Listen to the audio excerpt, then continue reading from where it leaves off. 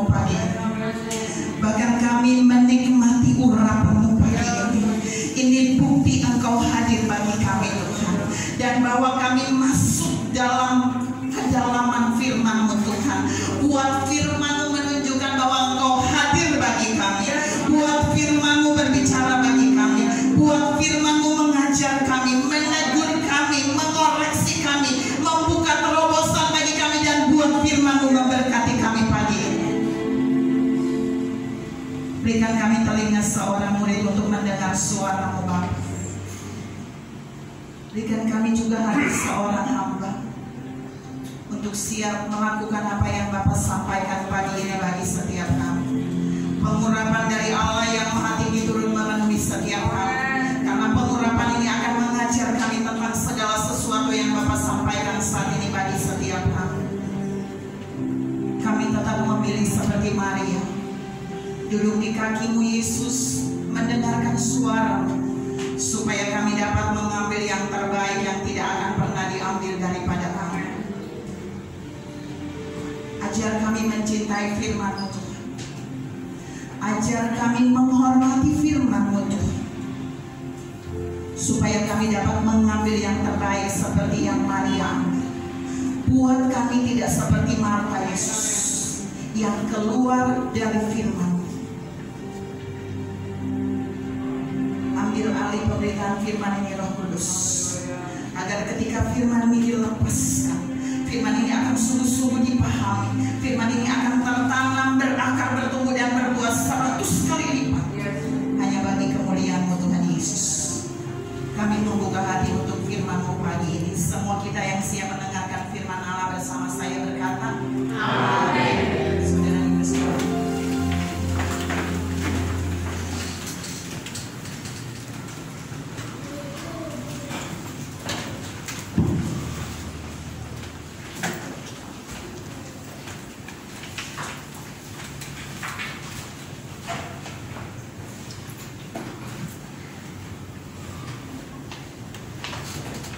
Shalom saudara. Shalom. Di grup Ibu Gembala nggak ada suara. Ibu Gembala juga nggak ada suara. Shalom saudara. Shalom. Ya pagi ini Tuhan akan berbicara buat saudara dan saya di dalam Lukas 22, sesuai dengan firman yang diangkat oleh gereja saudara.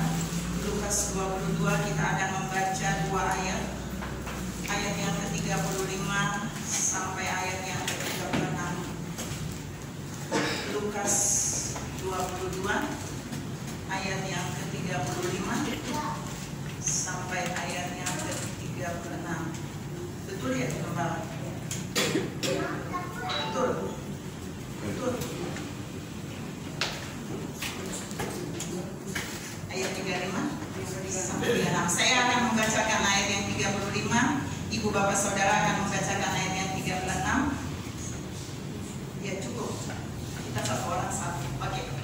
Iya. Kalau saudara sudah menemukan, katakan bagi saya amin. Amin. Iya. Saya pengen baca temanya dulu. Saudara lihat temanya. Percakapan waktu perjamuan malam. Jadi ini sehari sebelum Yesus mati. Oke? Iya.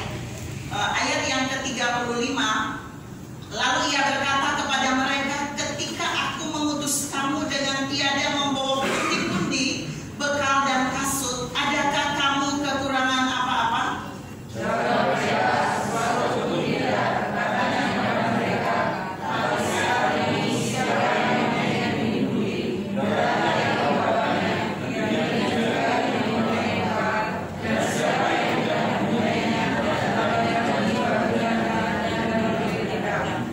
Demikianlah firman Tuhan. Yang berbahagia adalah kita yang mendengarkan firman Tuhan.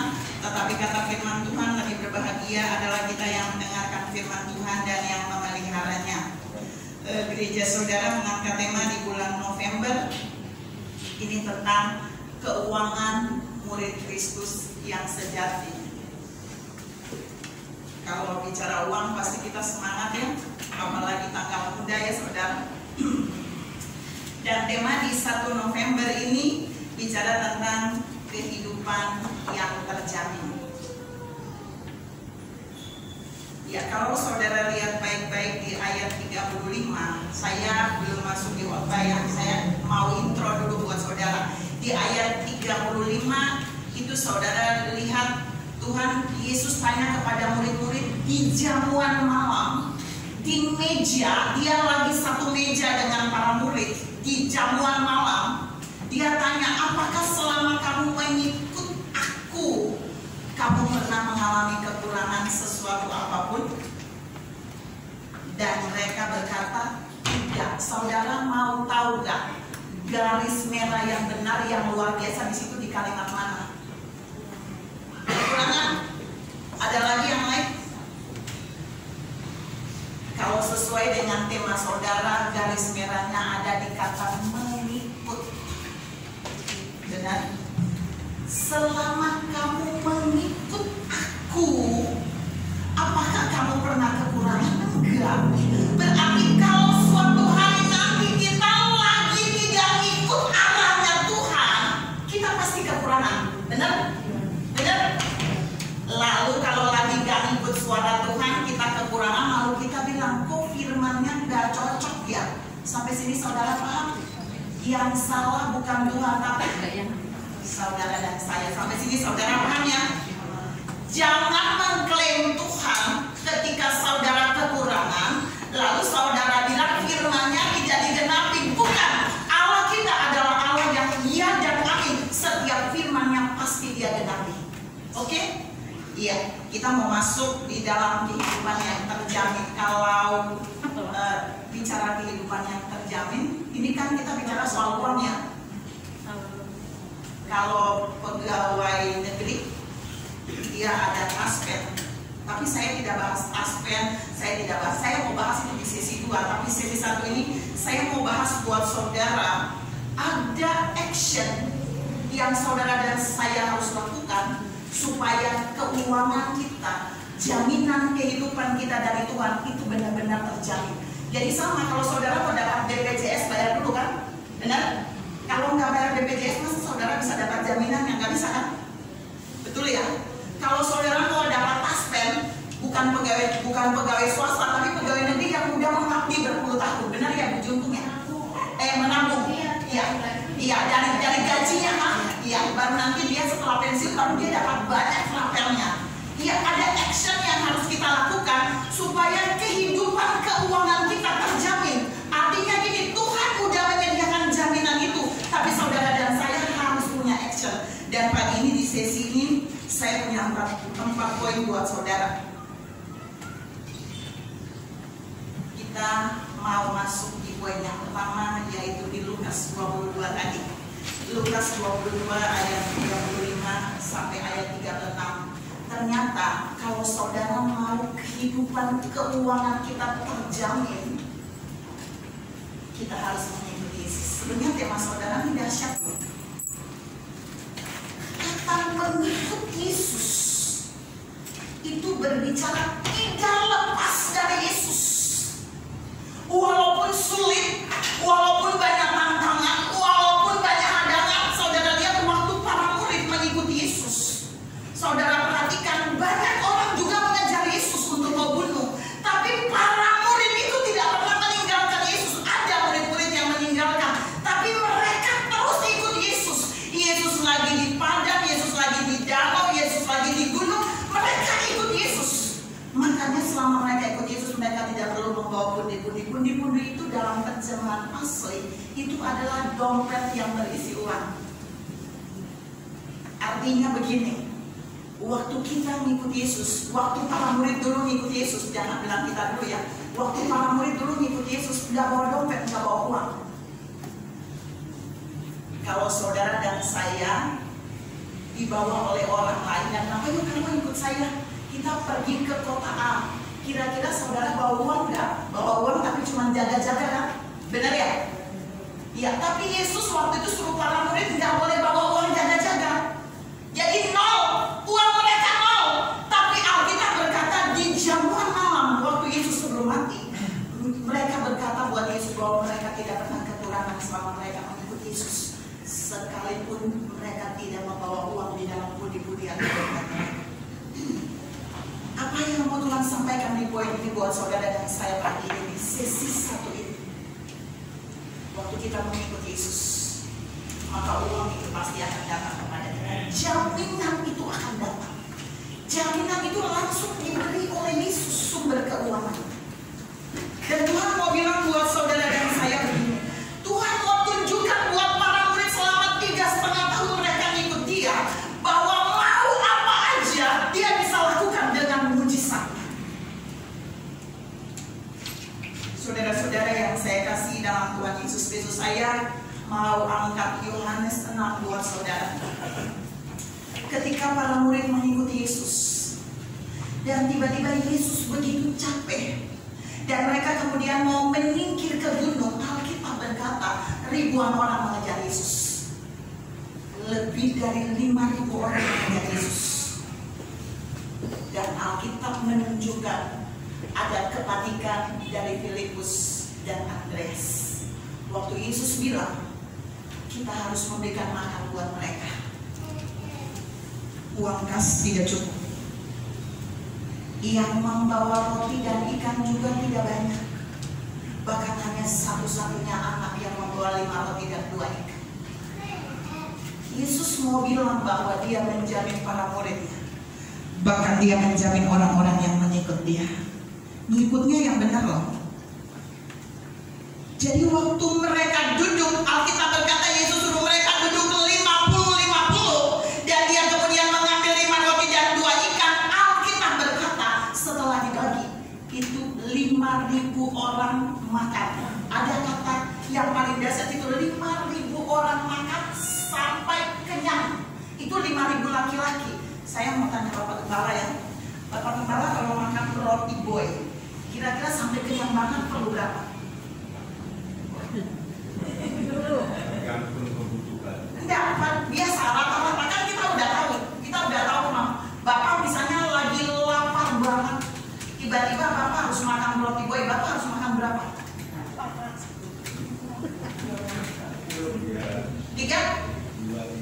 2-3. Perhatikan, 2-3. Padahal kalau Pak Anton hadir di 5.000 orang lebih, langsung tinggal 2 roti kan? Halo? Saudara paham nggak? Ya. Tapi Yesus membuka saya kewajiban luar biasa. Dia harus melakukan mujizat pelipat ganda. Dia menunjukkan di sini bahwa Dia adalah Yehova Jireh, Allah yang menyediakan.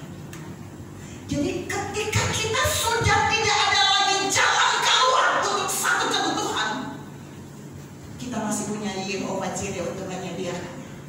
Dia Allah yang menyediakan. Kalau saudara cuma hitung laki-laki kurang lebih 5.000 orang dengan 5 roti, berarti Yesus melipat gandakan 1.000 kali lipat. Keren nggak? Bukan 100 kali lipat. Belum termasuk perempuan dan anak-anak. Apa kita masih khawatir kalau mengikuti Yesus?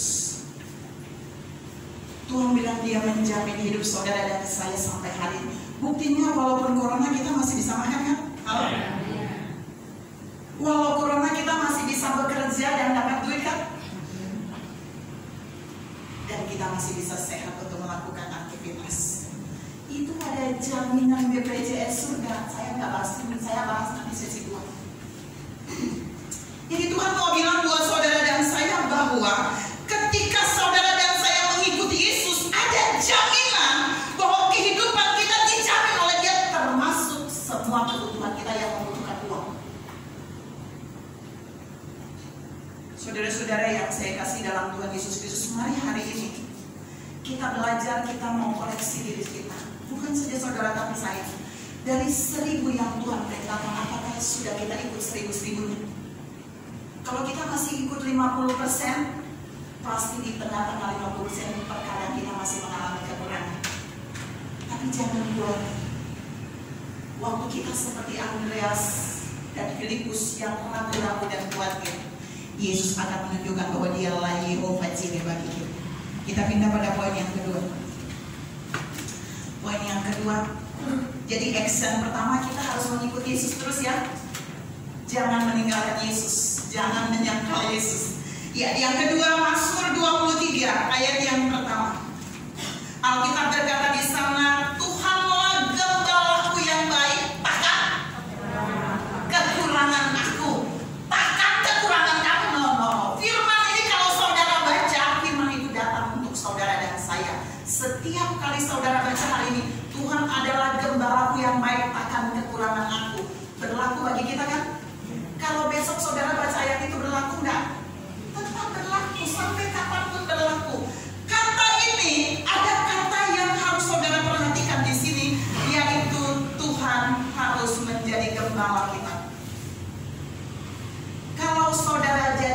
kebutuhan ban serep, saudara sering bisa kekurangan. Masa sih Bu? Sewaktu-waktu kalau butuh Tuhan baru datang, itu namanya jadikan Tuhan ban serep. Tapi kalau saudara jadikan Tuhan gembala, saudara kalau pergi ke Israel, saudara tahu domba itu dia nggak akan bisa berjalan tanpa gembala. Yang kedua, kalau saudara pergi ke sana, dombanya saudara dekatkan pada gembala yang lain, dia bisa bedain ini bukan gembalanya. Dia nggak akan ikut suara gembala yang lain. Artinya Tuhan mau bilang buat saudara dan saya, selama kita ada di bumi, jadikan dia gembala. Karena gembala itu akan membuat saudara dan saya tidak pernah kekurangan. Yohanes 10 ayat yang ke-10b, dia bilang dia datang untuk memberikan kita hidup dan hidup yang berkelimpah. Itu gembala yang baik. Kita punya gembala di gereja, kita punya gembala di pelayanan, mungkin kita punya pemimpin di mana-mana, tidak apa-apa. Tapi kita harus ingat kita punya gembala agung yang akan membuat kita tidak pernah kekurangan. Waktu saudara dan saya mengalami suatu kekurangan, mari ingat kita masih punya gembala yang memiliki segalanya. Dekatkan dirimu pada sang gembala agung. Karena waktu kita dekat pada gembala agung, dia akan menjamin seluruh kebutuhan kita. Saudara kalau lihat domba, domba itu seperti binatang yang lemah. Kalau dia berjalan tanpa gembala, dia bingung. Tapi anehnya banyak manusia di zaman ini berjalan tanpa Tuhan, kadang-kadang nggak bingung kan? Nanti kalau sudah masalah baru bingung kan? Halo? Tapi di sini nggak ada. Tuhan bilang pagi ini buat saudara dan saya, jadikan dia gembala. Dia menjamin domba-dombanya tidak akan kekurangan. Saudara mau apa aja, sang gembala itu menyediakan. Kalau saudara baca Mazmur berikut dari ayat tadi, dia akan membawa kita kepada yang berumput hijau. Ada ketersediaan makanan yang kita perlu. Dia akan membaringkan kita, dia akan membawa kita ke air yang tenang. Kita nggak akan kekurangan. Mungkin situasi di luar boleh nggak bagus. Sama ketika Yesus membawa domba-dombanya, situasi hutan itu nggak pernah tidak menyenangkan. Tapi selama kita berjalan dengan sang gembala agung, kita pasti aman. Bahkan dia bilang, gadaku dan tongkatku, itulah yang akan menghiburkan. Jadi walau dalam lembah kekelaman, kita nggak usah takut. Dalam era masa-masa yang sangat tidak menentu ini, kita juga nggak usah takut. Selama kita punya gembala yang bisa menjamin seluruh kelimpahan hidup kita. Poin yang ketiga,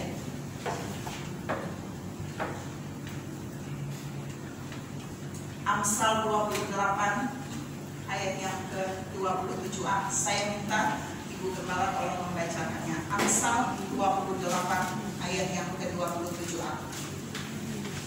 Amsal 28 ayat yang ke-27. Siapa memberi kepada orang miskin akan kekurangan. Cukup A aja. Ya, saudara tahu nggak? Tadi 2 poin itu action kita kepada Tuhan, benar ya? Tapi poin yang ketiga harus ada action kita kepada sesama. Alkitab bilang siapa memberi kepada orang miskin akan berkekurangan. Artinya kita perlu punya hati yang mau berbagi. Ada rasa empati dengan keadaan orang. Tidak peduli berapa banyak saudara mau berbagi, tapi waktu sedikit saudara berbagi, saudara nggak akan pernah kekurangan.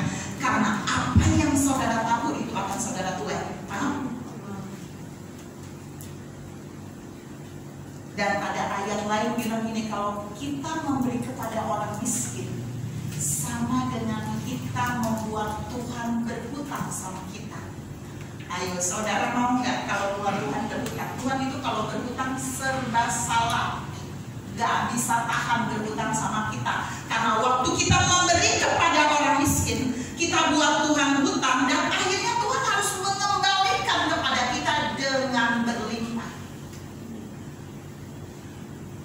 Ada suatu ayat di dalam Alkitab bilang, Yesus pernah bilang buat para murid, orang-orang miskin akan ada banyak buat kamu. Aku, itu artinya Tuhan bilang dia mau saudara dan saya memperhatikan orang-orang miskin, orang-orang yang berkekurangan. Karena waktu kita menabur, waktu kita bisa memberi, Allah juga akan memberi kepada kita. Dia akan memadatkan apa yang kita beri. Dia akan memboncangkannya sampai tumpah keluar untuk diberikan ke dalam limpahan kita. Mungkin hari ini saudara bilang buat saya, Bu, kan ini lagi susah, gaji saya dipotong dan lain-lain. Gak ada, saya nggak bisa menabur. Kalau saudara nggak bisa menabur, saya pikir nggak mungkin. Karena Alkitab bilang, ingat di dalam setiap hasil kita ada benih yang harus kita tabur, ada roti yang harus kita makan, dan ada benih yang akan Tuhan lipat gandakan dalam hidup kita. Jadi 3 ini ada di dalam uang kita, untuk kita tabur, untuk kita makan, dan untuk Allah melipat gandakannya dalam keuangan kita. 3-tiganya ada. Setiap keuangan yang saudara dan saya terima, 3 ini ada di dalam keuangan kita. Kalau kita cuma melakukan 2, kurang sempurna, kurang mantap. Kita harus lakukan 3-tiganya. Pilihan ada pada saudara sendiri. Kita pindah pada poin 4 dan poin yang terakhir. Dan ini poin klimaks yang mau saya sampaikan buat saudara. Yesaya 34 ayat yang ke-10. Ibu Gembala tolong membacanya buat saya. Yesaya 34 ayat yang ke-10. Yesaya 34 ayat yang ke-10. Siang dan malam negeri itu tidak akan padam. Ayat 11.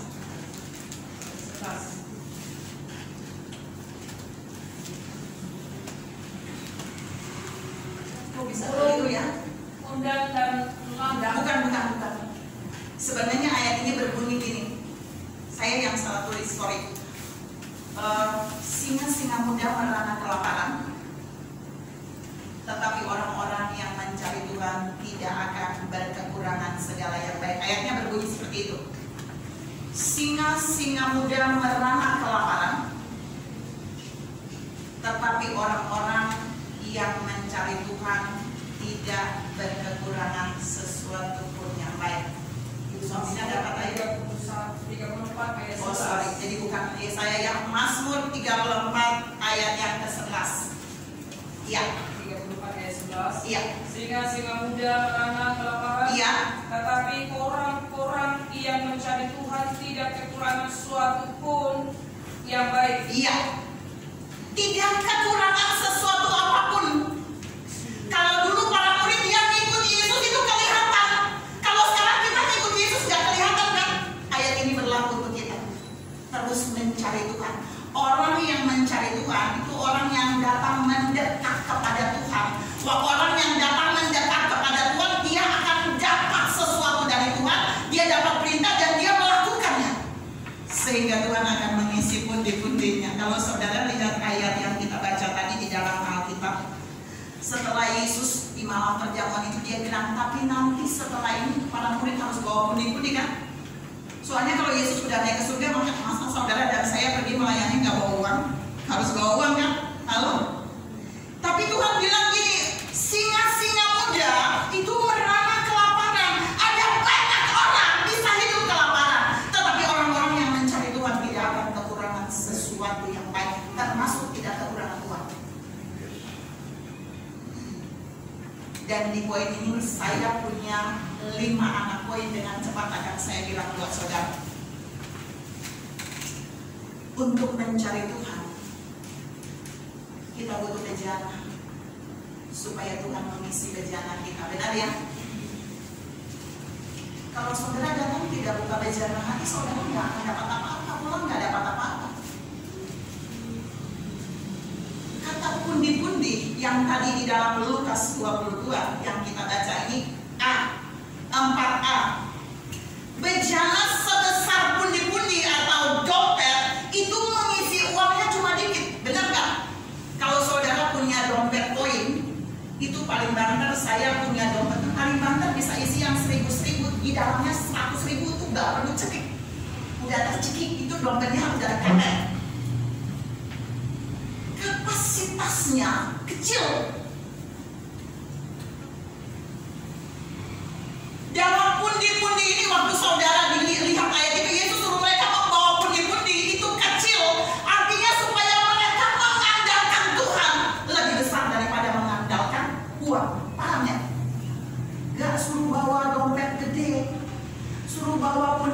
kalau di Israel pundi-pundi itu kayak kantong ini, tapi di ujungnya dari karet, dari tali, terus ditarik.